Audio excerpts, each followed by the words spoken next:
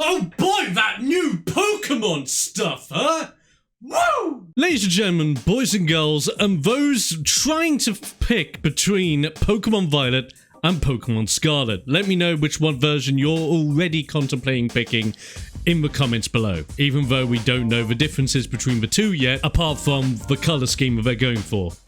Hashtag Pokemon Violet for the win, baby. In today's video, ladies and gentlemen, I want to talk to you about the reveal of Pokemon Generation 9, Pokemon Scarlet and Pokemon Violet. We don't know whether we're going to get a tertiary title a few years down the line, but probably not. I'm only joking about that. I know it's been a big contentious thing over years. It's okay. As long as the games are good, we don't need a tertiary title.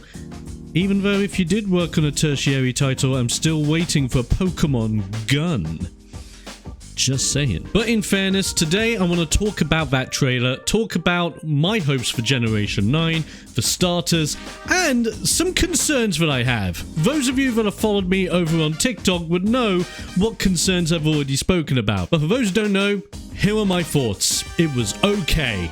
It was an okay trailer that did an okay job revealing Generation 9 and the new titles Pokemon Scarlet and Pokemon Violet. Am I happy? Of course I am. It's Pokemon. I've been a fan of Pokemon since Pokemon Red and Blue, all the way back when I was but a wee lad putting my thumb in my mouth going...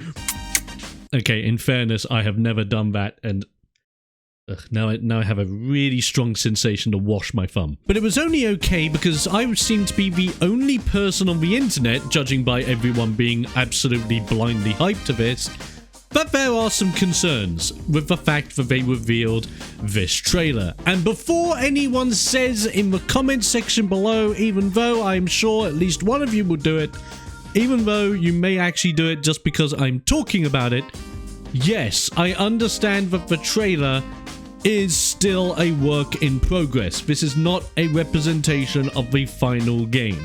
I know. It has plenty of time to be fixed, amended, added to, and all that jazz. I'm just talking about my thoughts of the game based on what I've already seen, based on the idea that things are going to improve, hopefully, or else. And when I say or else, I basically mean I'm not going to pre-order it or buy it until it gets fixed. Even though by the time they reveal the pre-order, they'll probably already say, hey, we're working on DLC. Remember that from Sword and Shield that no one talked about? That practice was... Ugh. But let's get into the nitty-gritty of the concerns. Concern number one, it only looks okay. And when I say it looks okay, I'm going to be showing trailer footage as we go through and I'm talking about my points here. Look at the game. Like, really look at the game. Because I had a bunch of comments from people telling me that, oh, the game's going to look better when it comes out, so don't worry about it. But look at how this game looks. This is bearing in mind, we have had an early trailer for The Legend of Zelda Breath of the Wild 2, and that teaser trailer looked insane in comparison to how this looks. And that trailer was released bearing in mind that the production of The Legend of Zelda Breath of the Wild 2 was still in very early development. So we're gonna be comparing the both of them under the grounds that both the company behind The Legend of Zelda and the company developing Pokemon games, especially since this is a Game Freak lead title on one of the most successful franchises in the world, it only looks okay. The textures look completely washed out. The distance it takes for textures to go from okay to being completely popped out and low poly is incredible. And I don't think a lot of people are clocking onto that and thinking, oh, it's a bad thing. I've even had comments saying, oh, you're complaining about grass. Yeah, because the grass looks like crap. What do you expect? The perfect example of how the game has looked bad is when it takes a shot at what I'm guessing is going to be the main player's starting house. Look at the washing flailing about in the wind outside the house. That towel looks like someone has been sick on it, someone's tried to wash it, and guess what? The sick is still there. That texture is not good. And I think I know why. The textures just do not seem to have normal maps attached to them yet. This is where my game design certification comes in, so hold your horses, people. So when it comes to normal mapping, normal maps are what is used in-game in order to create depth in textures without having to model each individual thing. The perfect example is looking at the side of a building, and when you look at that side of a building and you can see every single individual brick, but you can't necessarily whack each individual brick, you're just whacking a flat texture, that's a normal map, helping it look like an in-depth set of bricks. So yes, I'm concerned about the textures. I'm concerned about some of the models, but I'm not too worried about modeling, because when it comes to models, models can improve, and in all honesty, the architecture of the game, I'm really psyched about. Just hopefully they improve some of the textures, because even the textures on the side of some of the buildings were just flat colors, and they did not look good. At all. But you want to know textures that did look good? The Pokemon. The Pokemon looked beautiful. They looked great. And might I say, I know this is a very tiny thing, that Magnemite, when he's floating about at nighttime, the shine on that Magnemite is gorgeous. So if that's to one side, what else am I concerned about? I'm only really concerned about one other thing, and I think this is the more noticeable things over the textures. Frame rate. I know what you're going to say. People are going to say frame rate doesn't matter in Pokemon games. Well, it can matter.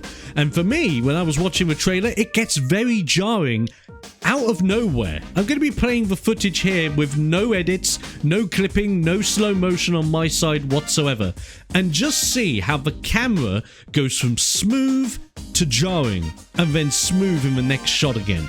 That shot was eye-opening. That was worrying.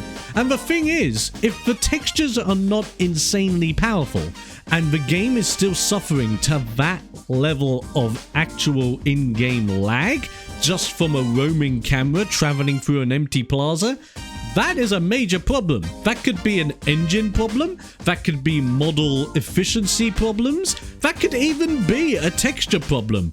Bearing in mind what I just said about textures. Now, this did happen in Pokemon Legends Arceus. You remember the first trailer with the 5 FPS jingling everyone was going on about? Yeah, it happened there. And now it's happening here with roaming cameras and windmills. Freaking windmills! I swear, when I was watching this trailer on Discord, I was ranting for half an hour on windmills. Thank God I'm past that point. But the FPS is something to be concerned about. And in the end of the day, I don't care if the game runs at 30, 60, 45, 120, 200 FPS. It does not matter. In the end of the day, I want a game that plays smooth from beginning to end. No input lag, no in-game lag, no camera lag, no movement lag, just no freaking lag. In a single-player game that has multiplayer elements on top as an option if you wish to perform them. I'm very, very certain that those FPS drops are going to be addressed before the game launches. As I said, it happened with Legends Arceus. It's bound to just be an engine thing, and they're still going through the teething errors of running around with a new engine, and that's fine. In the end of the day, that's probably going to be one of the easier things to fix, as well as for textures. But with that being said, I think those are my two major concerns so far. I can't rant off about gameplay, because we haven't seen it yet. I can't rant off about the UI. We haven't seen it yet. I can't rant off about how other characters look, or what the main story bits are, because we have no idea what they're about so far. So, those are my initial concerns. Simple as. Let's move on to the starter Pokemon. I actually really like how the starter Pokemon are, to an extent. The only starter Pokemon I do not like out of the three is Sprigatito, the green leafy boy cat. Everyone's going crazy over the cat. I'm looking at the cat thinking, Litten can kick your ass in a fight. Just saying. Out of the three of them, Sprigatito is my least favorite. I think on TikTok I gave it a 3 out of 10. It does a job. Simple as. So this is bearing in mind, in every single Pokemon mainline title, I've always picked for Water Starter. And I mean that. From Generation 1 all the way up to Generation 8, I've always started my first playthrough of every Pokemon game with a Water Starter. I am a soggy wet boy. Okay, I'll admit. And then I saw Quaxley, and yes, I quite like Quaxley. I think he has a lot of potential. But I couldn't help but thinking, of a school of ducklets. Like, all the ducklets in school just hanging out. Then all of a sudden, Quaxley shows up. He kicks the door down, walks into the classroom and goes, "I'm a new cool kid from across the pond." Hey! And everyone wants to be his friend. He is the cool duck out of all the ducklets, and that's okay. I think in the end, if I was to rate Duxley, I think I gave Duxley a 7 out of 10.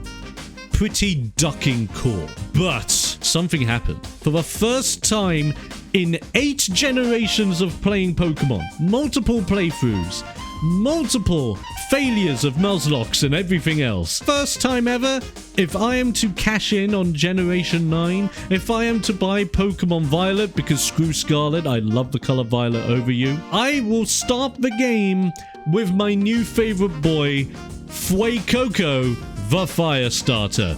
Look at him. He is an adorable crocodilic alligator boy. He has the cute little face and the cute little teeth, and he's like, "I'm ready to kick some ass, boss."